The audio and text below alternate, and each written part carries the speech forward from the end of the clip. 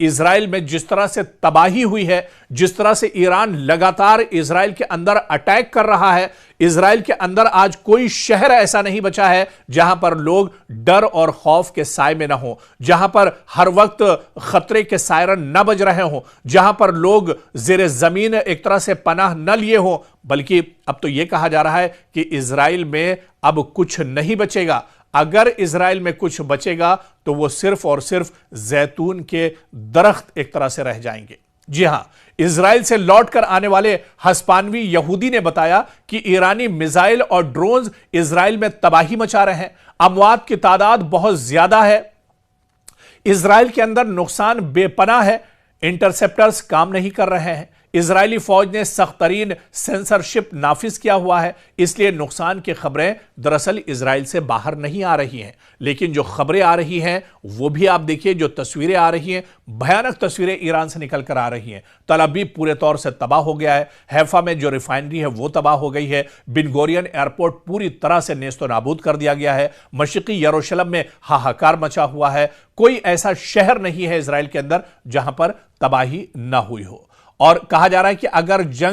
ये जंग 2-3 महीने इसी तरह जारी रही तो सब यहूदी इजराइल छोड़कर यूरोप चले जाएंगे, वो अब इजराइल में रहने के लायक नहीं रहेगा। उन्होंने मजीद कहा कि या तो इजराइल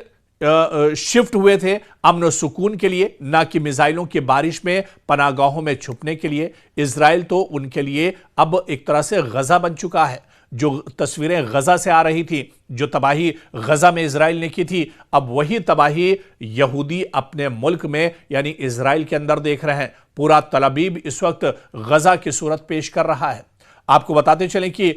इससे पहले भी आप देखिए कि जो एक रिपोर्ट आई थी, और यह रिपोर्ट भी हमने आपके साथ साझा की थी, कि इजराइल के अंदर एक बड़ा तबका, खासतौर से एक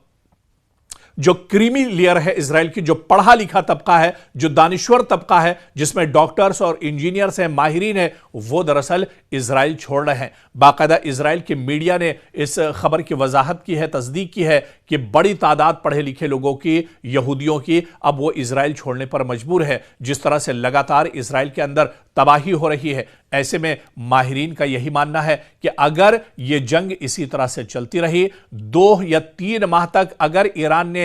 मजीद मिसाइलों की बारिश जारी रखी इजराइल पर, तो इजराइल में सिर्फ जैतून के दरख्त रह जाएंगे और यहां पर कोई नजर नहीं आएगा। इंसान यहां से एक तरह से खत्म हो जाएंगे, या तो वो मार दिए जाएंगे या फिर वो यहां से नकले मकानी करने पर मजबूर हो जाएंगे। तो अब इजराइल की सूरत हाल दिन ब दिन बिगड़ती जा रही है। यह बात अलग है कि इजराइल से सही तस्वीरें ना आती हो, जो सच्चाई है उसे इजराइल एक तरह से छुपा रहा है, जो उसकी नाकामी है वो दुनिया से छुपा रहा है। लेकिन यह सोशल मीडिया का दौर है, ऐसे में चीजें निकलकर सामने आ रही हैं और दुनिया अब देख रही है कि जिस इजराइल का कभी हवा हुआ करता था, जिस अमेरिका और इजराइल की जोड़ी को सुपर पावर के नाम से जाना जाता था, वो सुपर पावर आज किस तरह से पस्ती का शिकार है, किस तरह से शिकस्त का सामना इजराइल और अमेरिका को इस जंग में करना पड़ रहा है। और जिस तरह से माहिरीन कहते हैं कि अगर सिर्फ 2 से 3 महीने ये जंग और चल गई तो फिर